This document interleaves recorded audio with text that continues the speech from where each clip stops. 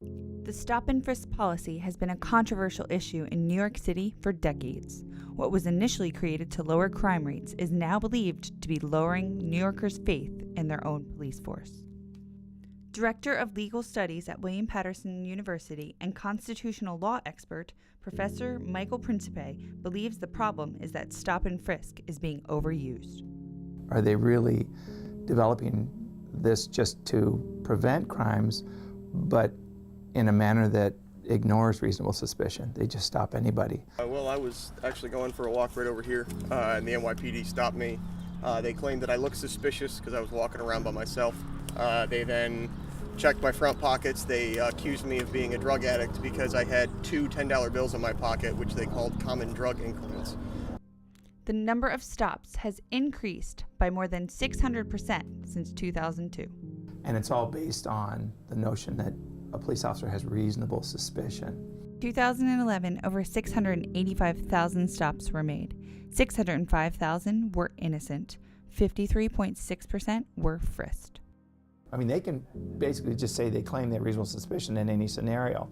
And I think they're trying to rein that in because it gets to the point where they're stopping, carte blanche. It's almost like fishing expeditions. Now, even this local street performer fell victim to the stop and frisk policy.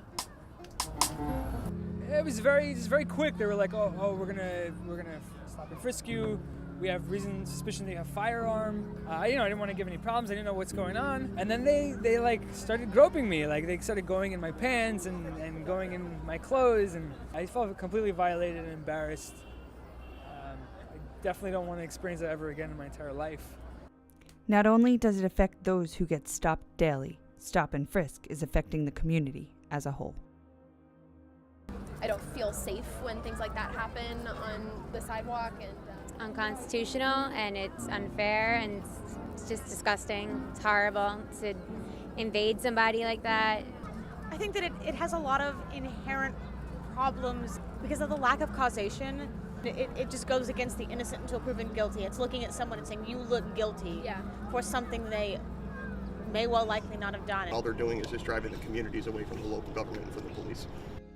The mayor of New York City is currently working with legislators to reform the stop and frisk policy. I think it could be tweaked. I think it could be made far more constitutional and still not have a dramatic increase in crime rates. Yet some are still skeptical and say stop and frisk should be stopped completely. If they want to begin to repair their relationship with the community, they're not going to have any option. It's either get rid of it or continue to drive a wedge.